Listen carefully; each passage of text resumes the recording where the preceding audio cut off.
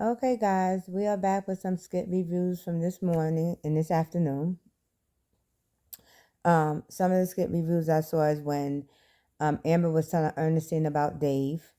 Um, and then when she was telling, then they was at the restaurant and she was telling Ernestine that she think Anthony's cheating, which he's not physically cheating yet, but he is emotionally cheating. So he is doing that, and then he's speaking all these little things that, oh yeah, he feels so free when when he was with Shayla. Yeah, she held your fucking ass hostage. See, people forget how things were until they get back in it. Like for instance, okay, give you a prime example. When I moved out my mother's house, right, and I moved into my own apartment, I lived on my own for a good probably 7 years, 7 years by myself, and then my mother came. My mother ended up buying a house, and she came and she's like, "Well, Tasha, I would rather for you to I would rather for you have because she bought a 3 family house, and she's like, I would rather for you take the second floor. You could gut the house out. It's not a brand new house, but it's what is this in my mouth? Sorry, guys. It's an older house, and it's an older house, and you could gut the second floor, but you could make it your own. You could do whatever you want. And I would charge you. The one thing she said to me, well, I would charge you the amount of rent that you're paying now. Okay, which at that time I was paying like $575 a month. But again, I was there at that. I was at my apartment for like almost 7 years, like 6 to 7 years, right? So I was like, okay, that's a good deal, no problem. I could do that. And I'm like, my electric bill was only like $60. I had PSNG. My electric bill was only like $60 and stuff.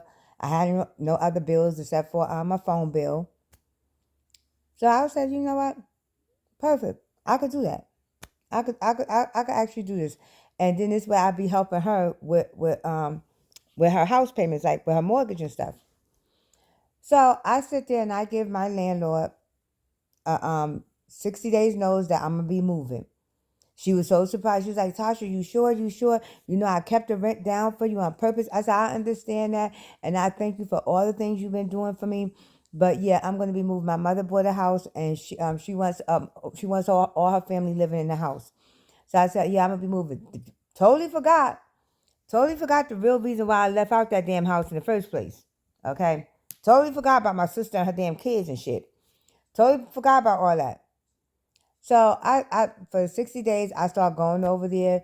Now mind you, I'm emptying my bank account, getting the house, I'm getting the second floor gutted out, had a new bathroom put in there. Cause I'm sorry, I don't use I don't use no use toilets. My husband knows, like when we buy houses, first thing he do is he get a handyman to come in there and replace all the toilets. Cause he know I'm not gonna use it. That's just a pet peeve of mine. But I'm paying people to come and gut the house out, come and remodel the house because come to find out the house she bought it used to be a rooming house.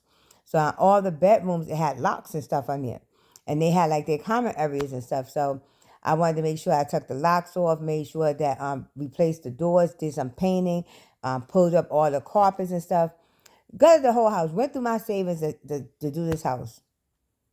So as I'm doing the house, okay, so now finally moving day come, I go and move all my stuff in there, and everything. Didn't ran out of money to actually help move for me to move, so I literally had to take my mother caravan and take the seats out of her caravan and move with her van. Okay, and it was lucky it was just across town, but it's still not. It was like multiple trips you had to make. So I end up doing that, and first month I'm in the house. My sister's living on the third floor now with her kids. My mother's living on the first floor, and all the floors in the back of the house had like a screened in porch.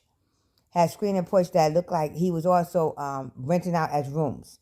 So and when I had my part renovated, I also had that screen and porch renovated, and so it could be a screen and porch. Like I wanted to use it as a porch, not a room. But my mother wanted. She actually was using it as a bedroom. She had put my cousin down in that bedroom. So all of a sudden, the first month come by, everything's good. Everything's going good, no problems or nothing. So until I get my bill, I get my electric bill. And my electric bill is like $400 something. I'm like, hold it, what the hell is this? My electric bill is usually $60. I said, oh no, ma, we gotta get somebody in here because there's something wrong with my electric bill. My electric bill is $400 something. I usually only pay $60. So we get the PSE&G to come out, and they actually come out and they like, okay, well, first of all, your boiler your water heater that you have down there is big enough to actually is a water heater that's the size for a hotel, not a size for a house. And that's why it's actually that's one of the reasons why your electric is so high is because the water heater that's down there. He says, second of all, I don't know if you are aware, but the third floor, everything on the third floor, electrical and everything else is attached to the second floor. And I said, what? He was like, yeah, everything on the third floor, the water, everything is attached to the second floor. So you're getting billed for 2 floors. And so I'm looking at my mom and I'm like, okay, mom, um, we need to do something about this. And so she was like, well, Nisi, this is my sister. She's like, well, she's gonna pay you. She'll pay you half of what she's using. She'll pay you half. So if the bill's $400, she'll give you 2. I said, Mom, I'm not used to paying a $200 electric bill. My bill is usually $60. Look, this is my bills. The highest my bill have ever been up to was $85. I said, so no, it's something, no, we got to do something. Then my mother expected for me to run the cable, to let my sister run her cable from her apartment down into my apartment so she could get cable. I said, oh, hell no, see, this ain't what we're going to do. No, something wrong here. So then the second month comes, and then my mother sits there and comes to tell me, oh, well, you know, Tasha, I know you gave me your rent of $575, but I had to go up on your rent because I miscalculated how much everybody had to pay for the mortgage. And I said, well, what you miscalculated? What is it, 600? And she's like, no, it's actually 875. See, you must be out your damn mind. Oh, no, no, no. I'm not giving you 875, Mom. I'm not giving you 875. And I had to fix this. I had to gut this apartment. And this is how the Lord works. This is why I say to you, this is how the Lord works. Now, I had applied to live in this condo building that was across the bridge years and years ago. Never thought anything of it. Thought it was a done deal. Never heard nothing back from it, nothing. So when I started having these issues with my mom, with this rent and everything else, the condo building showed up. And they called me, was like, oh yeah, we want you to come in so we could interview you. We have a 2-bedroom that's available. We also have 3 or 4 bedrooms, but we want you to go look at it so you can see which one. But this is when I say to you guys, you totally forget what people have done until you go back into that situation. Okay? You totally forget what people have done to you until you go back into that situation. And then when you go back into that situation, that's when everything starts to come up. Everything starts to come into light to say, okay, hold it. This shit ain't changed. This shit ain't changing. This shit ain't never gonna change. This is the same bullshit that I went through before. Now I'm just going through the shit again. And this is where it's like it's getting sad when it comes to these skits because they're going in circles with all this shit. They're going in circles, and one thing I have to say is that you people out that listen, that look at these skits and put comments in them, you are some fucked up people. Some of y'all are some fucked up people, and the reason why I say that is because I done heard comments about, oh yeah, Amber gonna sit there and do this and do that, and she just doing that now because she see that man Dave. But y'all had no fucking problem with Anthony running around here sleeping with Sheho. Y'all had no fucking problems with that shit. But when Amber goes and she's now her attention is geared somewhere else, y'all got a problem with that. Y'all have that's why this world is so messed up when it comes to relationships. This is why. Because y'all don't know, y'all have no morals. Like your morals is gone. Your morals is completely gone. And that's why, like, even with the skits that come from Shara and Bethany, I don't even watch the skits with them no more. Because all thing Shara do is yeah. Ain't no shit happen. Shit is not gonna happen because Wayne got this shit that these white people could talk to these black women any kind of fucking way they want, and y'all just gonna sit there and take it.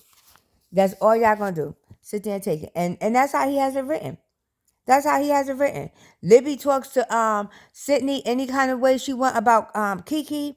You got Bethany talking to Shara any type of way she want about Brooke.